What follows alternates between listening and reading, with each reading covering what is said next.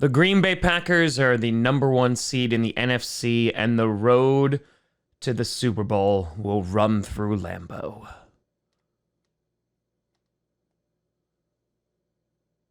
Is anyone else having deja vu?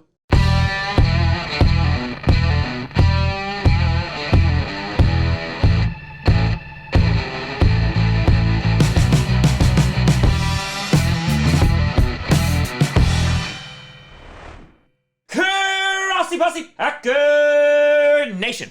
Welcome to another episode of Packcast, the podcast where you don't have to be a Packers fan, but it sure does help. I'm your host, Tom. I love seeing all the comments saying the Packers are going to choke in the championship game again from fans of teams that aren't even going to be excited about anything until the NFL draft. Grossi. And today, we're going to be talking about the Green Bay Packers clinching the number one seed in the NFC and defeating the Vikings 37-10. Before we get to that, I want to do a big shout and thank you to some brand new patrons and YouTube members. First, on the Patreon side of things, we have Surratt, we have Kyle Stark, we have Chili, and we have Kimberly Lassiter. A big shout out and thank you to you all. And over on the YouTube side of things, we have Raul Montero, we have HAS26 Jr., and we have Crazy Mixture. A big shout out and thank you to all of you. So this week in the NFL has been absolutely bonkers. AB tore off his shirt and quit during halftime, in which then he got promptly kicked off the Buccaneers. You had the Raiders beating the Colts in a classic showdown. You had the Cardinals defeating the Cowboys, which set the scene for the Packers to clinch the number one overall seed with a win over the Vikings. And oh, they did. And not only did they clinch the number one seed, but they also eliminated the Vikings from playoff contention, making it even sweeter. Some records were set again tonight, and this Green Bay Packers team are 2 playoff wins away from a Super Bowl berth. But Aaron Rodgers, after making some history last week, is now making history again. And Rodgers has now more TDs than any other QB in NFL history against the Minnesota Vikings. He passed Brett Favre's record.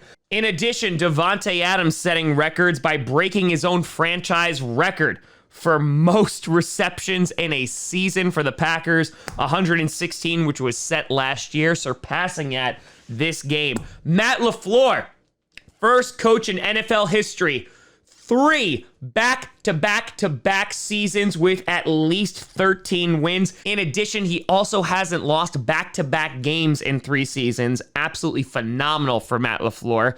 Not a record being set, but the number one seed clinched in back-to-back seasons for the Green Bay Packers.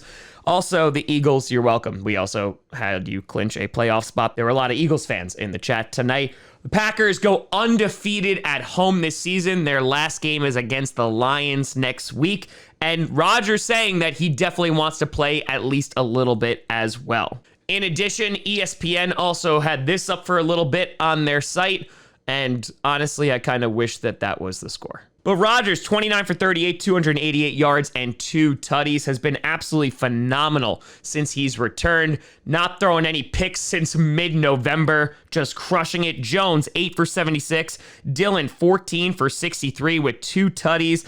Dillon just running incredibly hard, also wearing suspenders at the end of the game and walking into the game because that's just how he be in that cold weather. Davante Adams, 11 for 136 yards, 1 touchdown. Allen Lazard, 6 for 72 with a touchdown. Allen Lazard has had a great couple of weeks. I just wanted to shout him out specifically because he's really stepped up in a major way. In addition, the defense was absolutely blanketing the Vikings offense tonight. Devondre Campbell, who should have been in the Pro Bowl, 7 solo tackles all over the field tonight. Chris Barnes had 3 solo tackles and 2 passes defended. And you also had a sack from Preston Smith and Rashawn Gary. In addition, our special teams looking damn good. Bajorquez coming off of the COVID list. Had 1 really bad punt, but made up for it. But David Moore had 3 punt returns for 33 yards. And that might not sound like a lot, but hey, no fumbles, no mistakes.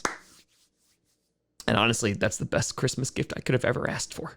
Meanwhile, for the Vikings, Mannion went 22 for 36, 189 yards, and 1 touchdown. He was also their leading rusher with 14 yards, which was the most surprising thing of the night for me because I thought Dalvin Cook would be getting a heavy dose of carries, considering They had no one else, but Cook, only 9 carries for 13 yards. On top of that, Jefferson, 6 for 58. So the offense of the Vikings really not doing much. Obviously, Kirk Cousins being out because he has COVID, but the Packers defense was really able to shut them down tonight. In addition, Mason Crosby going 3 for 3. He's been really consistent over the past few weeks, and so that is something that's great. Obviously, he struggled in the middle of the season, but he's really cleaned it up lately. And taking a look forward, with this extra bye week, the Packers are able to rest up. You have Jair Alexander, who unfortunately got COVID, but is closer and closer every day to potentially returning. Zadarius Smith, there's rumors about him returning. David Bakhtiari is there too. You have Randall Cobb. So there's some players that definitely can return. They have 3 weeks to get ready. Next week, maybe we'll see a little bit of the starters, maybe for like a quarter or 2,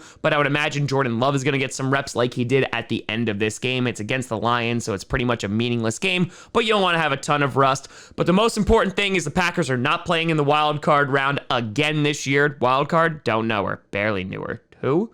And in a season that has been filled with so many injuries and so much parity in the NFL, the Packers get it done. They get a blowout win at Lambeau, and it's a hell of a way to close out Lambeau Field during the regular season.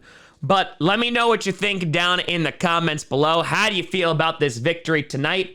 Let me know. You know, find me at TomGrossiComedy.com or at TomGrossiComedy, all social media, see down below. Check out podcasts on SoundCloud, iTunes, Google Play Music, Spotify, and of course, YouTube. And a big shout out and thank you to all the patrons and YouTube members. But thank you so much for watching. I'm Tom Grossi. And as always, go Pack Go.